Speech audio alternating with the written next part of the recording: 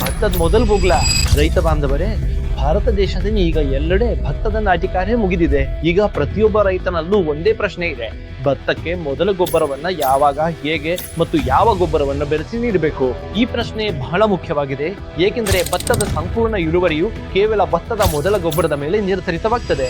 ಮೊದಲ ಗೊಬ್ಬರವನ್ನ ಸರಿಯಾಗಿ ನೀಡಿ ಅದರೊಂದಿಗೆ ಸರಿಯಾದ ಉತ್ಪನ್ನಗಳನ್ನ ಬೆರೆಸಿ ಸರಿಯಾದ ಸಮಯದಲ್ಲಿ ನೀಡಿದ್ರೆ ರೈತ ಬಾಂಧವರೇ, ನೀವು ಹೆಚ್ಚಿನ ಸಂಖ್ಯೆಯ ಕವಲುಗಳು, ಉತ್ತಮ ಬೆಳವಣಿಗೆ ಮತ್ತು ಗರಿಷ್ಠ ಇಳುವರಿಯನ್ನು ಪಡೆಯಬಹುದು. ಹಾಗಾಗಿ ಈ ಪ್ರಶ್ನೆಗೆ ಪರಿಹಾರವೇ ಈ ಒಂದು ವಿಡಿಯೋ. ನಮಸ್ಕಾರ ರೈತ ಬಾಂಧವರೇ, ಕಾತ್ಯಾನಿ ಆರ್ಗ್ಯಾನಿಕ್ಸ್ ಯೂಟ್ಯೂಬ್ ಚಾನಲ್ಗೆ ನಿಮ್ಗೆ ಸ್ವಾಗತ. ಇದುವರೆಗೆ ಚಾನಲ್ ಸಬ್ಸ್ಕ್ರೈಬ್ ಮಾಡದಿದ್ರೆ ಕೂಡಲೇ ಸಬ್ಸ್ಕ್ರೈಬ್ ಮಾಡಿ. ಹಾಗಾದ್ರೆ ರೈತ ಬಾಂಧವರೇ, ಮೊದಲು ನಾವು ಭತ್ತದ ಬೆಳೆಯಲ್ಲಿ ಈ ಮೊದಲ ಗೊಬ್ಬರ ಏಕೆ ಇಷ್ಟು ಮುಖ್ಯ ಎಂದು ಅರ್ಥ ಮಾಡ್ಕೊಳ್ಳೋಣ. ರೈತ ಬಾಂಧವರೇ, ನೀವೀಗ ನಾಟಿ ಮಾಡಿರುವ ಭತ್ತದ ಬೆಳೆಯು ಮೊದಲು ನರ್ಸರಿಯಲ್ಲಿತ್ತು. ನರ್ಸರಿಯಲ್ಲಿ ಅದರ ಮಣ್ಣು ಬೇರೆಯಾಗಿತ್ತು ಮತ್ತು ಅದರ ಪರಿಸರ ಸಂಪೂರ್ಣವಾಗಿ ಭಿನ್ನವಾಗಿತ್ತು.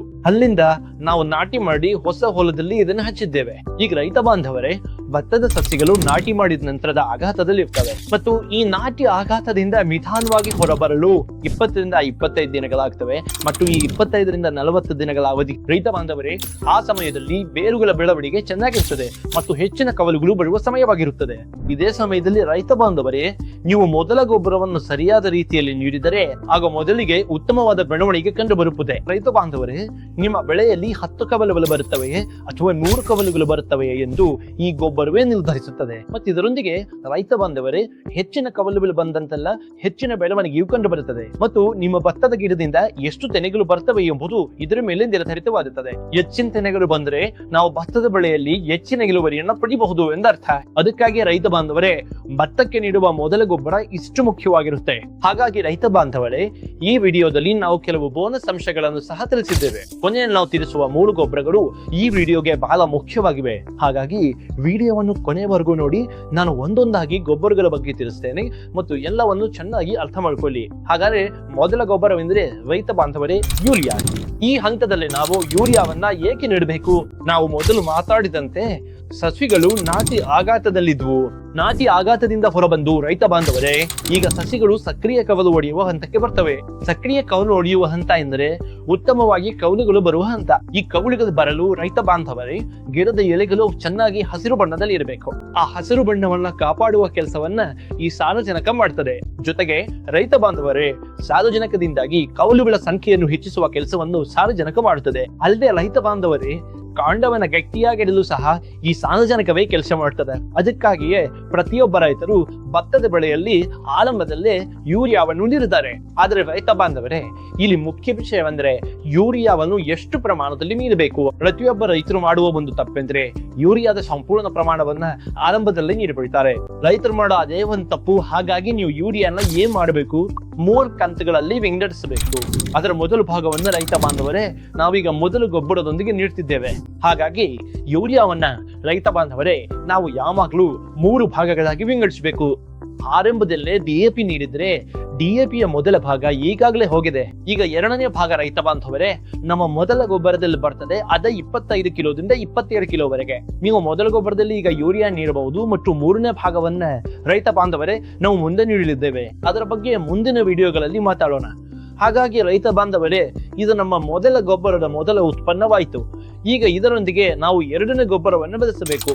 ಅದೇ ಕಾಸಿಯಾಯಿನಿ ಜಿಂಕ್ ಸಲ್ಫೇಟ್ 33%.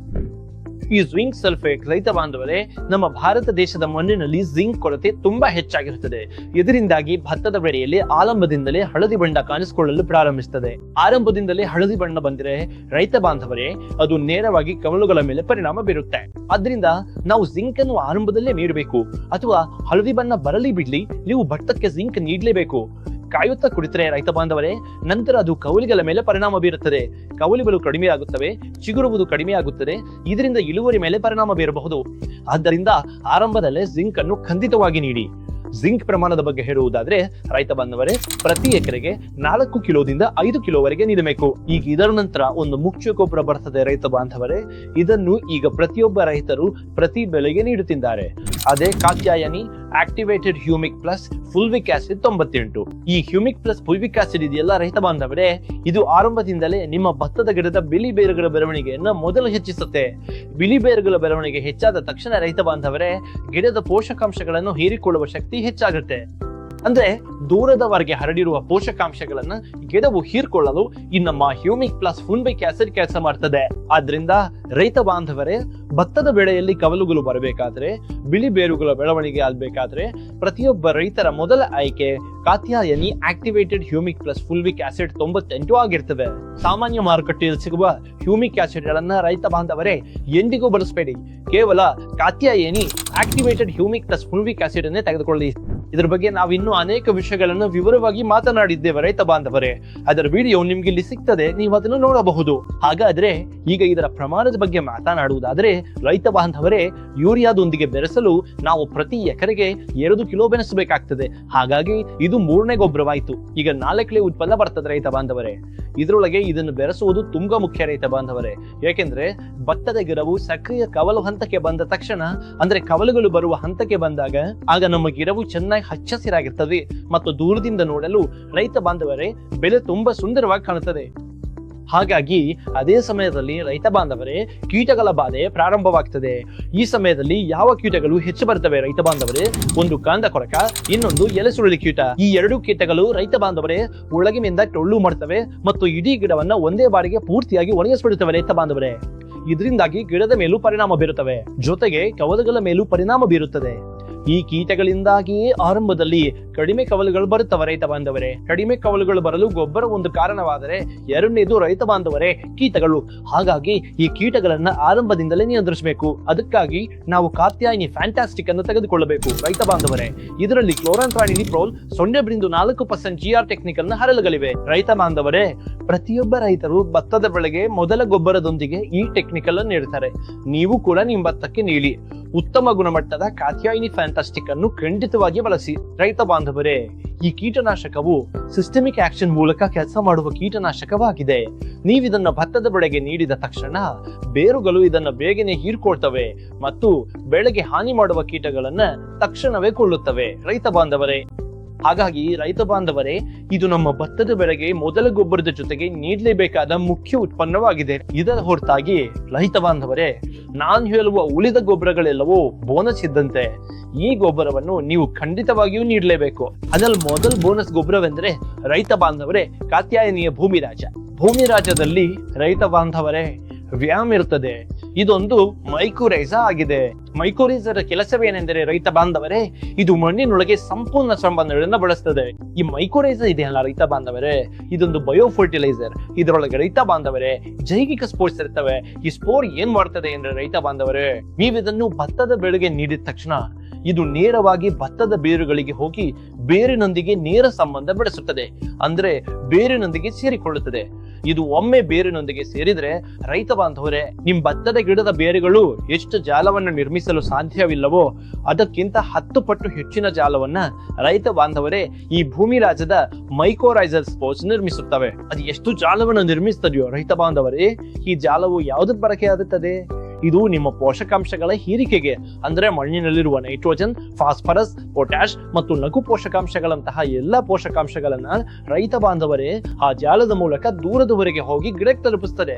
ಮತ್ತು ರೈತ ಬಾಂಧವರೇ, ಈ ಭೂಮಿ ರಾಜವನ್ನ ಯಾವ ರೈತರು ಭತ್ತದ ಬೆಳೆಯಲ್ಲಿ ಹ್ಯೂಮಿಕ್ ಆಸಿಡ್ ಜೊತೆಗೆ ಇದನ್ನು ನೀಡ್ತಾರೋ ರೈತ ಬಾಂಧವರೇ, ನಿಮ್ಮ ಬೆಲೆ ಮತ್ತು ಇತರರ ಬೆಲೆಗಳ ನಡುವೆ ಖಂಡಿತವಾಗಿಯೂ ವ್ಯತ್ಯಾಸವನ್ನು ಕಾಣ್ತೀರಿ. ಹಾಗಾಗಿ ರೈತ ಬಾಂಧವರೇ, ಇದರ ಪ್ರಮಾಣದ ಬಗ್ಗೆ ಹೇಳೋದಾದ್ರೆ ಇದು ಪ್ರತಿ ಎಕರೆಗೆ 4 kg ಬೇಕಾಗ್ತದೆ. ಹಾಗಾಗಿ ರೈತ ಬಾಂಧವರೇ, ಮೊದಲ ಗೊಬ್ಬರದ ಜೊತೆಗೆ ಈ ಭೂಮಿ ರಾಜ ನೀಡಲು ಕೆಲವು ನಿಯಮಗಳಿವೆ.